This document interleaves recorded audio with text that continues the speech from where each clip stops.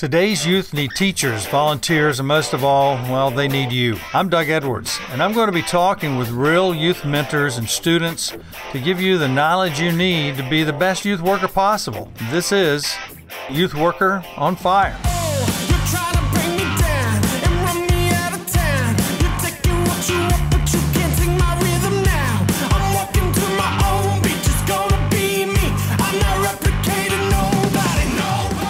Hey, Youth Worker Nation, this is Doug Edwards, and we're on Youth Worker on Fire. It's a podcast, guys, okay? Today, we've got Quinn and we got Tucker, and we're going to ask them about their life. So, first of all, we know you're on Lake Sumter State College baseball team. You're both pitchers.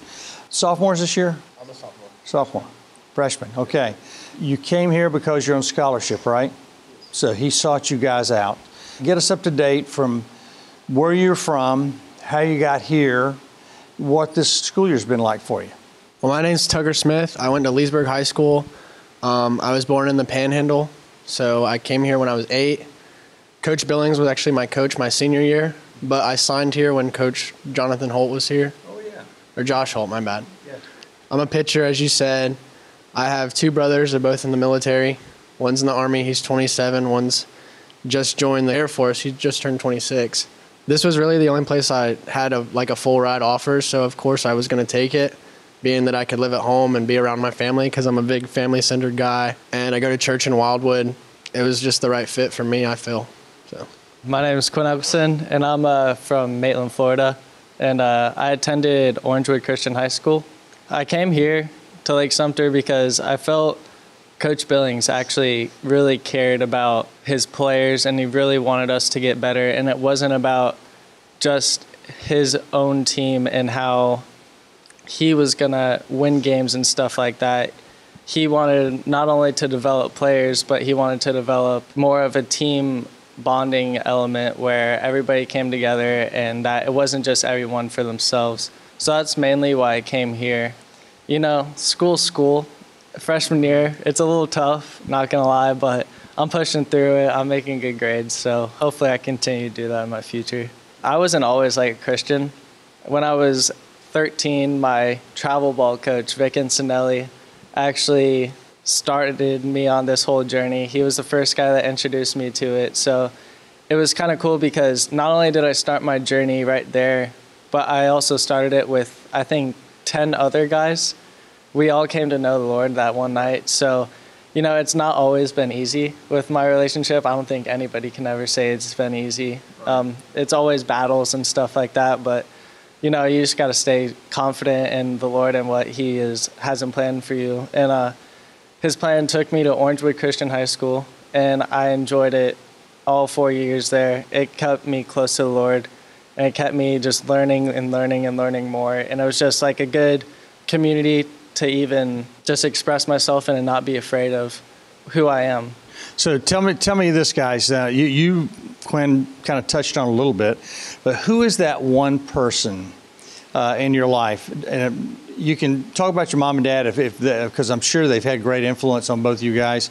But that one person, whether it's coach, teacher, pastor, volunteer, who is that one person that's kind of stuck out in your life and made you just want to go a certain route in life? And it could be a vocation thing that you're thinking about now. It could be anything. All right, this one might sound a little odd, but it's honestly like my girlfriend's mom. So she was the one who really got me to go to church every Sunday, got me involved in a youth group. She's been doing fundraisers to send us to youth camps and youth ministries and Ramp in Alabama. I don't know if you've heard of that. We go to Bradenton for Kids Aflame every year. We go to Bradenton for YEX, Youth Explosion. I'm a counselor. So she's really been like the motivation in my life. When I was 15, I started dating a girl named Emma, and she said in order to be with my daughter, you're going to be with the Lord too. So she's kind of been driving me towards him.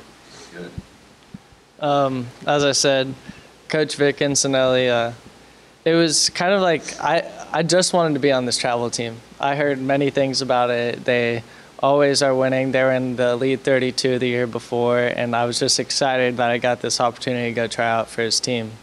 But like, I didn't know that that first day of practice, he was this crazy guy just making us run and do all these ab workouts. I was puking, everything like that. But after that workout, he said, I want all of you to come over to my house for Sunday night Bible study, which I didn't know what that was. I mean, I've heard about God and everything, but I didn't know what I was supposed to get into. But I went into Bible study that night, and he kind of just jumped right into it. He said, if you don't know the Lord, I'm going to invite you guys to come accept him into your life. I didn't really know what I was getting myself into, but I saw my friends going. I thought it was the right thing to do. So I kind of accepted the Lord in my life without even knowing what it was. And my journey from when I was 13 all the way to now is kind of like me developing that relationship with Christ, because I already accepted him, but I didn't really know what it was. So I just started learning and learning more about it. And I think he offering to always go to church with him and having that Bible study every Sunday night was really impactful in my life, and that's why I believe in God today. That's awesome, guys. Hey, and here's what everybody wants to know. This is what everybody can relate with. What was the worst moment in your life? All right, this might get a little deep, but when I was like 5 or 6, I distinctly remember my mom and dad split up. My dad went to Georgia. He lived in Douglasville, Georgia. And there was a time where we used to go to church all the time. When he left, we kind of got away from that. And my mom they were technically still married, but they were like on the verge of a divorce. And she started dating this weird guy. And the worst thing I think is I actually like knew him and called him my dad. And then when I saw my dad, it was kind of like my real dad. I almost didn't really know who he was. And that was like really big. And then when we moved down here, we actually moved down here because my mom's job in Fort Walton Beach closed. So the government transferred her to Coleman Prison. And then my mom and dad actually got back together and moved down here together. So the worst time of my life kind of got me here and actually brought my mom and dad back together. So the worst time of my life, probably freshman year in high school. It was just a really like dumb time of my life for me, I guess you could say. You know, you're freshman, you're on varsity baseball, you have older guys on the team. And I made some stupid mistakes, and that I definitely regret now. And there's just this one week where we lost in baseball regionals, and for some reason that night everybody went out, and we made bad decisions. That's all I'm gonna say. And that following week was honestly the worst week of my life. I like started to do awful in school. Like I was always mad, and it was just a dark time in my life that it really made me stronger in my relationship, because it tested me. And it basically said, if you want me in your life, you're going to have to get through this with me, because I'm testing your faith right now. And it was definitely a really dark time in my life, and I just hope it never happens again, to be honest.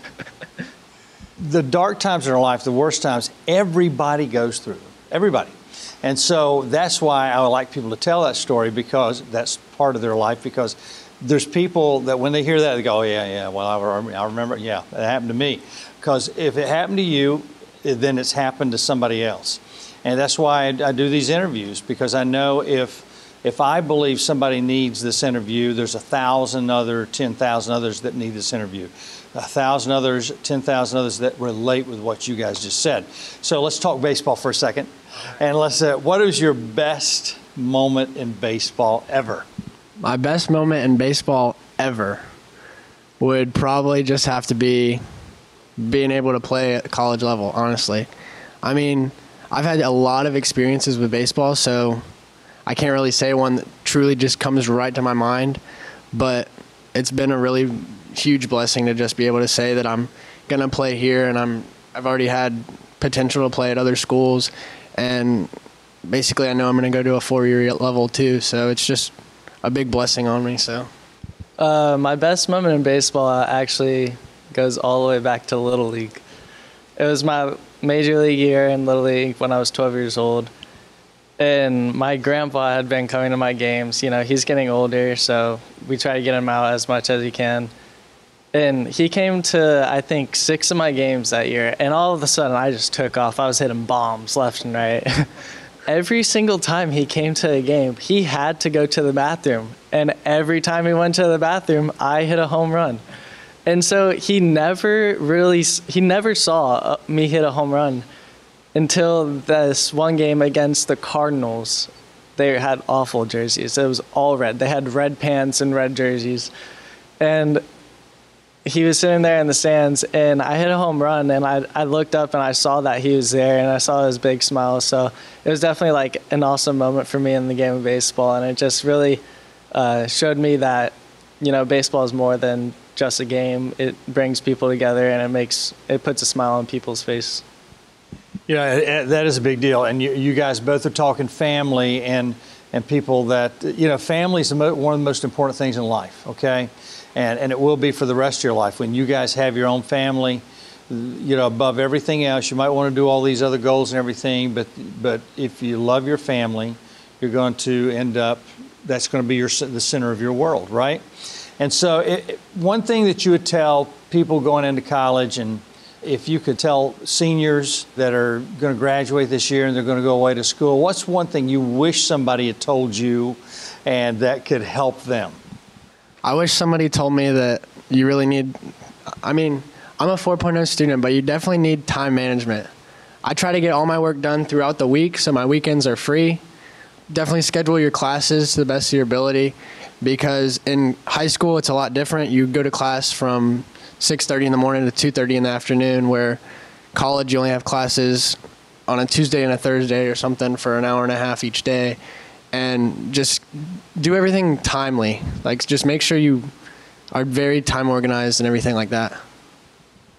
I wish someone would have told me that you buy microwave meals a lot more than you do. No, I'm kidding.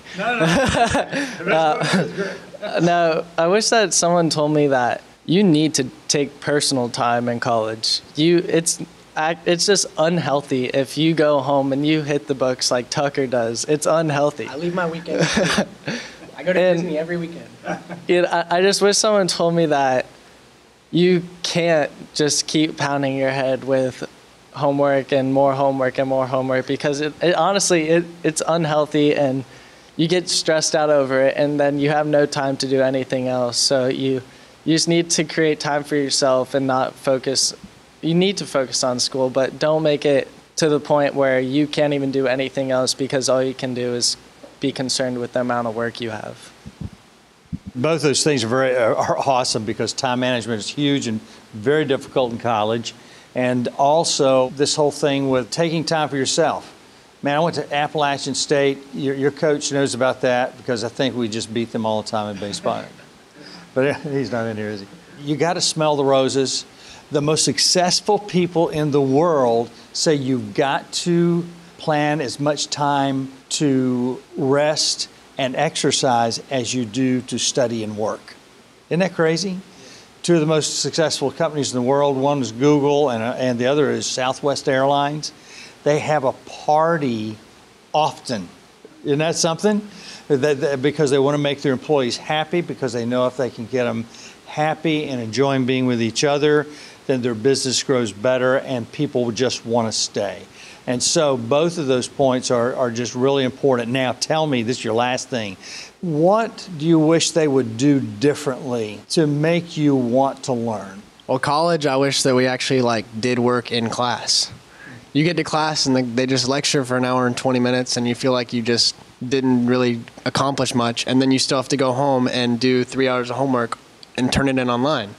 So I take a lot of online classes, and I choose my teachers based on who people recommend, because a lot of the teachers, one will be super hard and one will be easier, and it's the exact same subject, so you get the same exact credit. But in order to get somebody to learn, I feel like teachers need to make something fun about it. Like, there needs to be, I like group projects personally.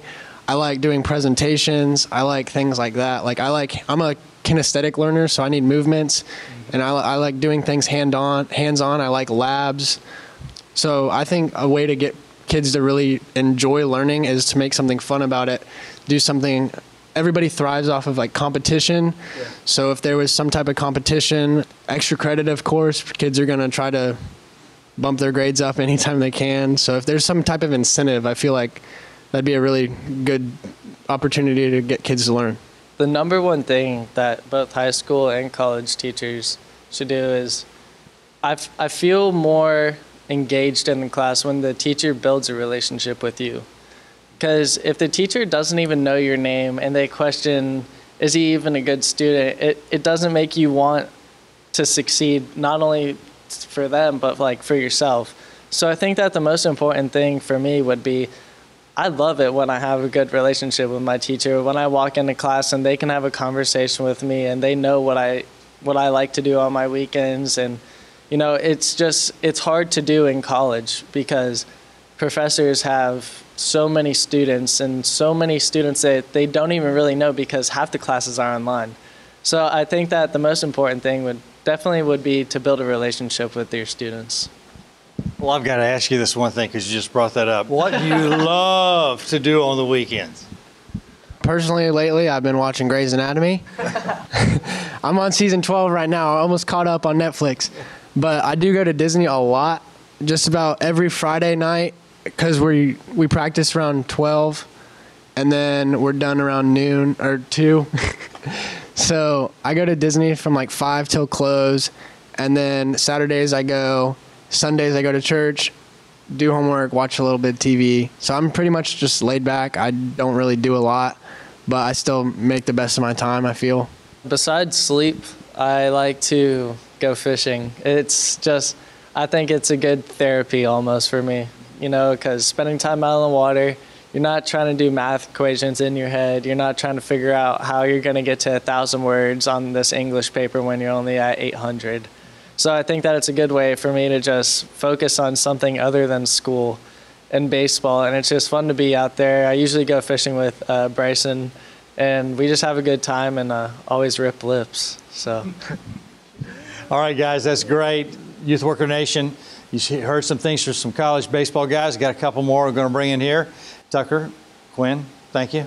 You've been listening to the Youth Worker on Fire podcast. If you like what you hear, please subscribe and tell your friends. Also, leave a comment and tell us what you think.